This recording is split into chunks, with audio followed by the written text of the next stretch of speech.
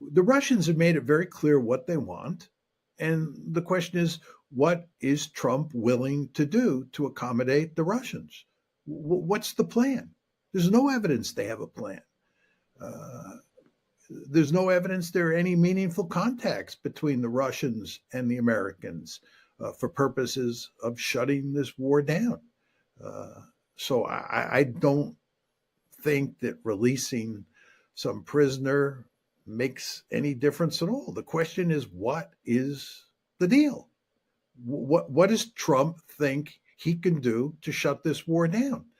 And there's no evidence that the administration has the foggiest idea how they can shut this war down. And instead, Trump has been saying outrageous things about the Russians that are, if anything, designed to erode trust between the Russians and the Americans. And there's not very much trust to begin with. But, he says that the Russians have suffered 1 million deaths, which is a ludicrous claim, that their economy is in shambles, which is another ludicrous claim. And he says that he's going to do Putin a favor by shutting this war down for him, that we're going to do Putin a favor. Do you think this is going to make Putin think that Trump is somebody he can trust? Of course not. And Putin doesn't trust the West much at all. And Trump is just making the problem worse. So there's no concrete proposal floating around. There are no viable ideas coming out of the administration on how to accommodate the Russians, who happen to be in the driver's seat on the battlefield. And instead, what you're getting are rather outlandish statements that, if anything, going to make it harder to get a deal rather than easier. Trump told us that he was going to settle the Ukrainian conflict in one day. And there is no evidence that we are even close to settling the Ukraine conflict. And if anything, we're heading in the other direction. So he has failed so far. Now, of course, he's only been in office for 3 weeks, but there is no evidence that he has a plan for shutting this war down. And it looks like the war is going to go on. And it looks like he is doing everything he can to dump this war into the lap of the Europeans. And it looks like the Europeans are coming to recognize that they don't have any choice but to accept much more of the burden of dealing with this war. So this is bad news all around. Bad news for the Ukrainian people, bad news for the Russians, bad news for the United States, bad news for the West, because we're not going to shut this one down anytime soon. And basically what Trump is saying is that if you don't pay us back for what he claims is the $300 billion that we've given you to fight this war, if you don't pay us back with this mineral wealth, we're going to cut off our assistance to you. This is what you call transactional. This is completely at odds with basic realist logic. I mean, it looks like we're in this to make money. And it's no accident that the German chancellor condemned Trump for making this claim or making this line of argument. It makes us look like we're mercenaries. Just a fundamental mistake, and it's completely at odds with realism. I'm not exactly sure what Trump is up to. It doesn't make sense to me to say, after all of the attention the United States has paid to the Ukraine war, after all the support that the United States has given to Ukraine, to all of a sudden turn around and say, if you don't give us a huge chunk of your mineral wealth, we're going to abandon you. But if you don't, right, if you do give us all of this mineral wealth, we won't abandon you. We'll continue to support the war. That's what he's saying. That's certainly not a realist perspective, certainly not a morally correct perspective. And it raises the question, what is he doing here? Why do this? And I don't have a good answer. I think that basically what Trump is trying to do at this point in time is to sort of create chaos on all fronts, make a number of wild assertions, put forward policy ideas that are never going to be realized.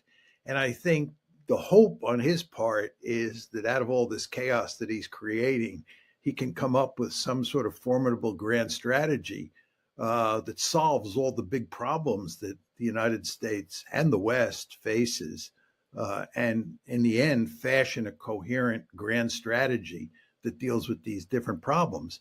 But at this point in time, what we really have is him making a lot of, I think it's fair to say, wild and crazy statements. I mean, the idea that Canada is going to become the 51st state, that we're going to take back the Panama Canal, that we're going to grab Greenland, that the United States is going to go into Gaza and ethnically cleanse the Palestinians and then turn it into the Riviera of the Middle East. Well, all these ideas are basically outlandish. And you would not expect, a new president to start off by making a whole set of comments like that. And at the same time, and we can talk more about this, I don't think he's done much of anything to fix the Middle East problem. And this is mainly the Gaza problem at this point in time, or the Ukraine problem. You want to remember, he said that he was going to come in and solve the Ukraine problem in one day, and that maybe even solve it before he moved into the White House.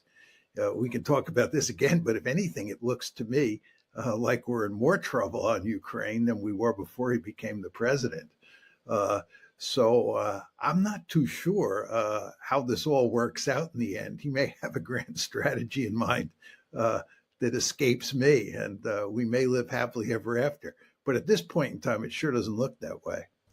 Well, I think it'll be firm on the first three. The Russians are going to insist that the West and Ukraine accept the fact that those four oblasts in the East, plus Crimea, have been formally annexed by Russia, and they're now Russian territory. Second, the Russians will not cave on the whole issue of Ukraine in NATO. And that includes de facto membership as well as de jure membership. All this talk about security guarantees to Ukraine from the United States and from the West more generally is just another way of talking about de facto NATO expansion. That's not happening. And with regard to demilitarization, the third demand, I think that the Russians are going to demand, as they did in the Istanbul discussions in March, April 2022, that Ukraine's military capability be greatly limited. The fourth condition, which is denazification, I think that's one that they won't press hard on because that involves regime change in Ukraine.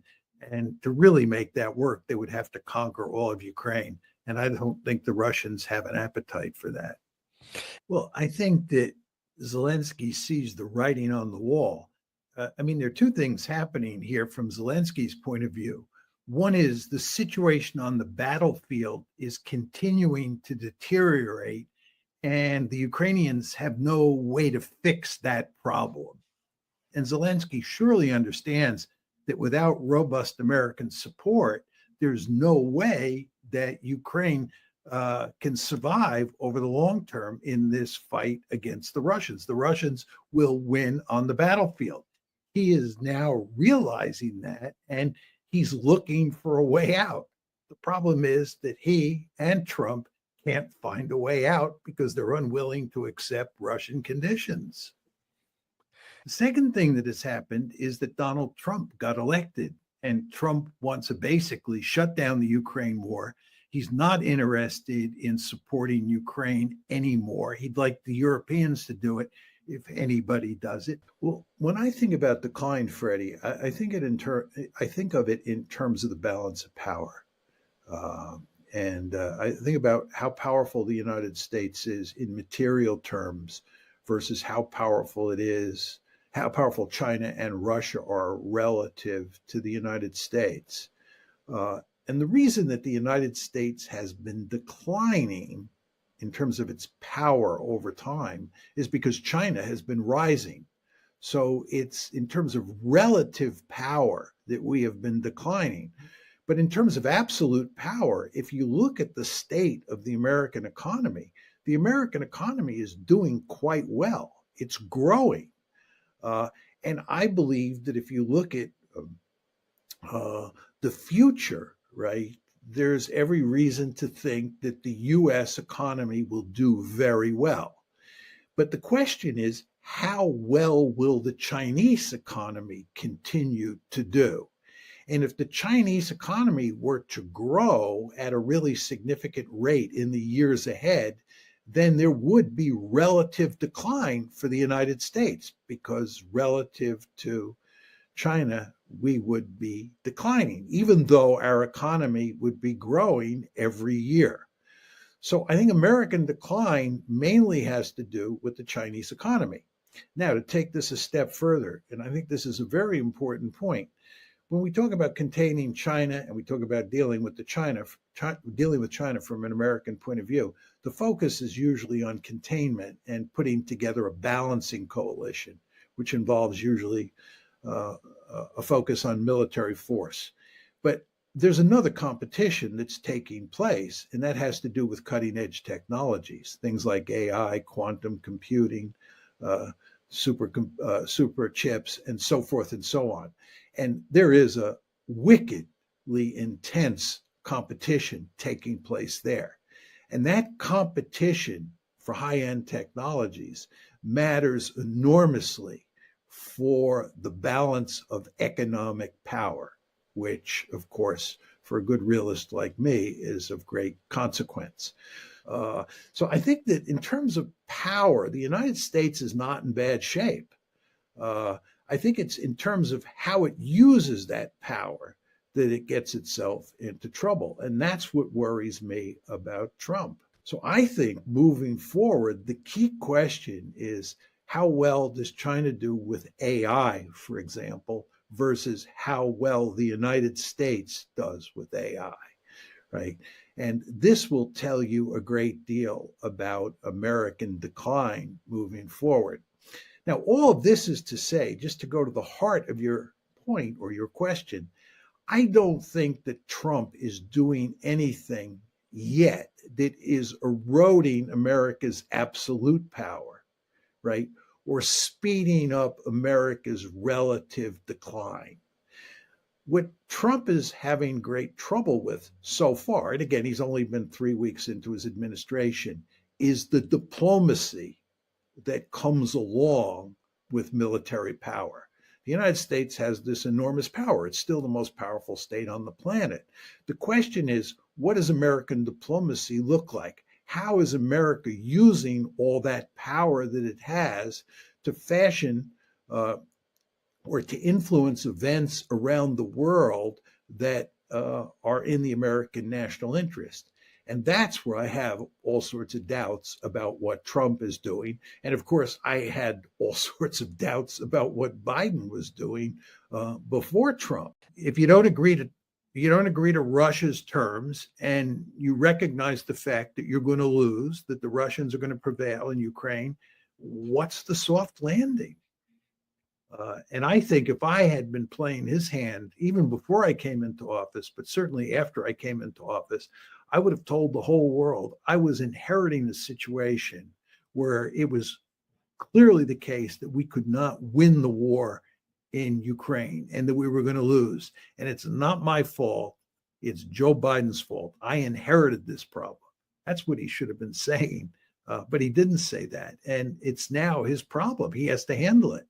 And he has no way of solving this problem of putting an end to the crisis and creating a genuine peace agreement between Ukraine and the West on one side and the Russians on the other. So what's going to happen here, as we said before, is the war is going to go on. The Russians, I believe, are going to win an ugly victory, and it's going to be a smashing defeat for both NATO and for President Trump. Well, I think it's implicit in what Zelensky has been saying, and even what Trump has been saying, that we will continue to support Ukraine if they give us $500 billion worth of these critical minerals. That, I think, is what's going on here. The problem that Trump faces is the problem that Biden faced in Afghanistan. In other words, Trump was the person who decided we were going to pull out of Afghanistan, but he had the good fortune to leave office before we did it. And it was under Biden's watch that we left Afghanistan. And Biden suffered a huge political defeat for pulling out of Afghanistan, and for the American public seeing that as a big loss. And Trump's problem here is that if we lose in Ukraine, which is eventually going to happen, it's going to be on his watch. And he's going to have egg all over his face. This is a real problem for him.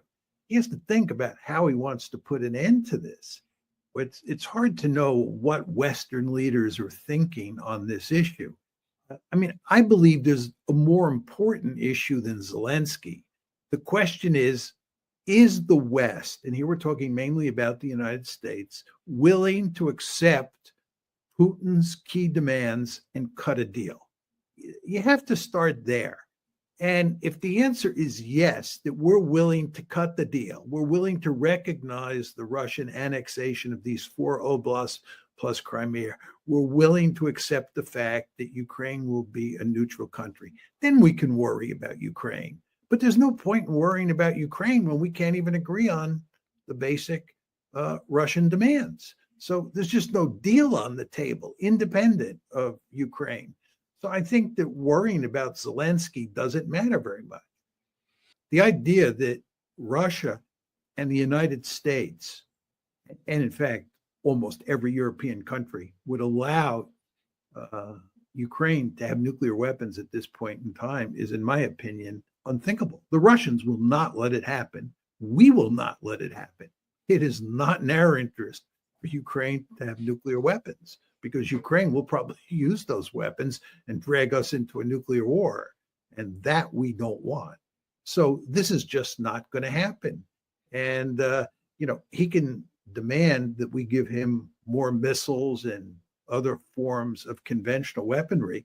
But as has been clear for at least a year now, there's nothing in the cupboard. It's not like we can just open the door of the cupboard, pull out all these weapons, start shipping them to Ukraine, and that will solve all their problems. And furthermore, as we all know at this point in time, the main problem is not weaponry, it's manpower. And they don't have the manpower. And the Russians do have the manpower. And all of this is to say that Ukraine is in deep, deep trouble. And Zelensky recognizes that. And he's flailing around making wild statements about nuclear weapons because he really has nothing else he can do. But what we're talking about now is how he is acting since he moved into the White House on January 20th. What exactly is his grand strategy? And I think that at this point in time, it looks like it's hard to say exactly how he's going to pursue those broad realist goals. And I think, if anything, it looks remarkably chaotic. If you made me president of the United States, we don't have to worry about that ever happening, I would not have come into office and started talking about, annexing Canada, taking back the Panama Canal, and so forth and so on. I would have put all my attention on trying to shut down the Gaza conflict once and for all, and also trying to shut down the Ukraine conflict once and for all. Those should be the highest priority issues. And I don't think that he has paid much attention to Ukraine. And with regard to Gaza, I think that his proposal to ethnically cleanse Gaza and turn it into the Riviera of the Middle East is really crazy. And is not going to help the situation.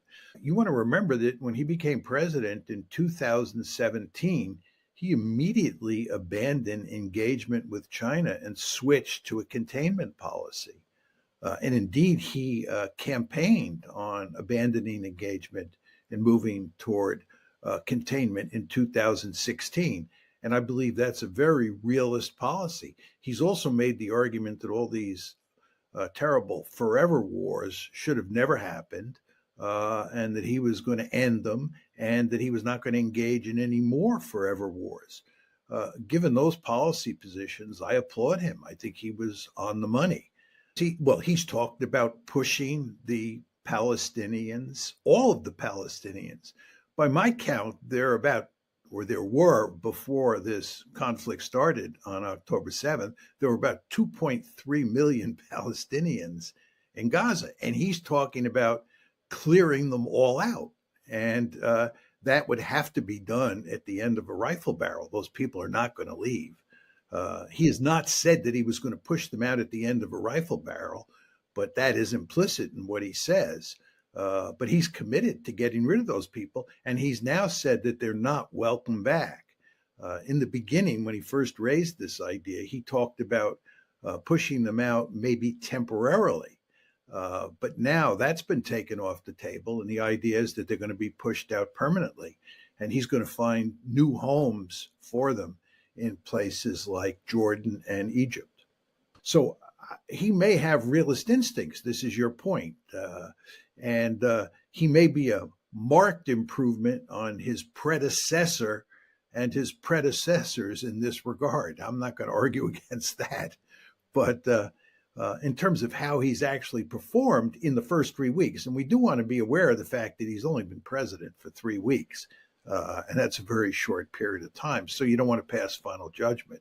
But I would just say, I don't think he's off to a good start. In other words, no, I don't think anybody believes Canada is going to become the 51st state, or that we're going to invade Panama anytime soon. So I think there's no question that people understand that a lot of this is just bluster. It's the way Trump operates, and he does it at the domestic level as well as the foreign policy level. But the point I would make to you, Freddie, is I do think words matter. And I think if you look at all the different things that he's been saying to different audiences, it's not clear that this is very helpful. And we don't want to get into the Ukraine case in great detail at this point in time. But if you look at Ukraine, he said a number of things to the Russians that are quite offensive and are not going to engender trust in him among Russian elites, especially Putin. And I think moving forward, if anything, he wants to do everything he can to create a situation where Trump is trusted by Putin. But if you look at what he says and how he says it, I don't think he's, helping his cause. Trump is helping his cause. So words do matter, even for realists. And I think in that regard, he's not been terribly smart. I think that there's no question that the United States should be riveted on China, and it should think about how best to smartly contain China. I think that being pinned down in the Middle East and being pinned down in Ukraine makes it difficult for the United States to focus its attention on dealing with China. And therefore, one hoped that Trump would come in and shut down the conflict in Gaza, shut down the conflict in Ukraine, and concentrate on fashioning a smart containment policy in East Asia. That has not happened. As I said, he is, if anything, making the situation in Gaza worse and not doing much at all to get us out of the Middle East. And there's no evidence that he's going to put an end to the Ukraine war. So we're pinned down in these two places, which causes us all sorts of problems in East Asia. Furthermore, if you look at what's happened in East Asia since he's taken office, there are all sorts of articles beginning to appear that because of what he's done with USAID, our position in Southeast Asia, where we have long had problems fashioning alliances that can help us contain China, our situation there in Southeast Asia is getting worse. And given Trump's tendency to slap allies around, it's not clear to me that he's going to do a really good job fashioning a balancing coalition in East Asia against China. So I think the situation in East Asia is actually not looking good at all. And from a Russian point of view, this is hardly the end of the world because the Russians are doing very well on the battlefield. And what they will do is continue to move westward. And they will hope that at some time in the not too distant future, the Ukrainian forces in front of them collapse and they can capture even more territory. I think the big issue here is not whether the Russians annex these four oblasts that they now basically control and Crimea. I think the interesting question is whether they end up annexing other oblasts, places like Odessa and Kharkiv as well. I would like to see, for the Ukrainians' sake, that not happen. But the more this war goes on, the more likely it is that the Ukrainians will lose more territory than they've already lost. And most people who talk about deploying NATO troops in Ukraine talk about it in the context of a ceasefire. And if any NATO troops are put in Ukraine during a ceasefire, I think that what will happen is those troops will eventually be attacked when the ceasefire breaks down. And in fact, I would argue the Russians will not even allow those NATO troops to come in to Ukraine in the context of a ceasefire. It's just going to be unacceptable to them. And if we insist and those NATO troops come in, even if they're just European troops, it seems to me the ceasefire will either not happen or break down, and the Russians will go after those troops, as they should. With regard to a genuine peace agreement and security guarantees, I do not believe the Russians are going to allow NATO or the Europeans to station troops in Ukraine. I'm not even sure they're going to allow them to give a security guarantee. Or if they do allow the Europeans to give a security guarantee, there'll be all sorts of caveats attached to that. From a Russian point of view, Ukraine has to be a genuinely neutral country, period. You want to remember that from the Russian point of view, what this war is all about is Ukraine becoming a member of NATO.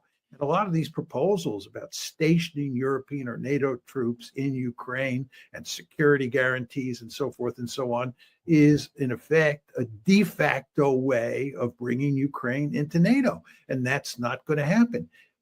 Well, you could argue that a security guarantee does not mean that European or NATO troops actually engage in the fighting, that they, in effect, do in a future conflict what they have done in this war that has run since 2022. And that is that they provide all sorts of material and economic support for Ukraine, but NATO troops or European troops don't fight inside of Ukraine for Ukraine. That's one possibility. Another possibility is that those European or NATO troops actually fight on behalf of Ukraine. I think it's extremely unlikely that the Europeans would make that commitment. We're not going to make that commitment. And I think that, in effect, what's going on here is you're not going to get a meaningful security guarantee from the West to come to Ukraine's rescue if the war breaks out again. And what that means is you're going to end up with a genuinely neutral Ukraine. I think basically a sunk costs argument. I mean, so many people in the West have devoted so many years and so much effort to making the argument that it is imperative that we support Ukraine now and forever, that they simply find it impossible to back off from that way of thinking about the Ukraine situation. And of course, it's tragic, especially for the Ukrainians, because this is not in their interest. But the fact is that if you look at the foreign policy elite in the United States and in most countries in Western Europe, they are filled with people who are profoundly committed to Ukraine. Well, I think that the Russians are now dug in that they won't negotiate with Zelensky And I think that there will probably be elections in Ukraine, and Zelensky will lose or not run, and you'll get a new Ukrainian leader. Uh, the question is, who is that new Ukrainian leader going to be? Is it going to be some reasonable individual who the Putin forces in the Kremlin feel they can deal with? Or is it going to be somebody who they identify as a Nazi or a fascist, or someone who looks a lot like Zelensky? And if that happens, what are the Russians going to do? So I don't think, we can tell for sure what the end result of an election will be. And in the final analysis, I don't think it matters that much. I think what really matters to the Russians are their first three demands, as you described them. I don't think you're going to get an agreement. And I think it's because the West and Ukraine will not agree to Russia's main demands. And absent agreement on those main demands, you're not going to negotiate an end to the conflict. And that means that the conflict will go on. Well, I think it'll be firm on the first three. The Russians are going to insist that the West and Ukraine accept the fact that those four oblasts in the East, plus Crimea, have been formally annexed by Russia, and they're now Russian territory. Second, the Russians will not cave on the whole issue of Ukraine in NATO. And that includes de facto membership as well as de jure membership. All this talk about security guarantees to Ukraine from the United States and from the West more generally is just another way of talking about de facto NATO expansion. That's not happening. And with regard to demilitarization, the third demand, I think that the Russians are going to demand, as they did in the Istanbul discussions in March, April 2022, that Ukraine's military capability be greatly limited. The fourth condition, which is denazification, I think that's one that they won't press hard on because that involves regime change in Ukraine. And to really make that work, they would have to conquer all of Ukraine. And I don't think the Russians have an appetite for that. Well, I think that Zelensky sees the writing on the wall. There are two things happening here from Zelensky's point of view. One is the situation on the battlefield is continuing to deteriorate, and the Ukrainians have no way to fix that problem. And Zelensky surely understands that without robust American support, there's no way that Ukraine can survive over the long term in this fight against the Russians. The Russians will win on the battlefield. He is now realizing that, and he's looking for a way out. The problem is that he and Trump can't find a way out because they're unwilling to accept Russian conditions. The second thing that has happened is that Donald Trump got elected, and Trump wants to basically shut down the Ukraine war. He's not interested in supporting Ukraine anymore. He'd like the Europeans to do it if anybody does it.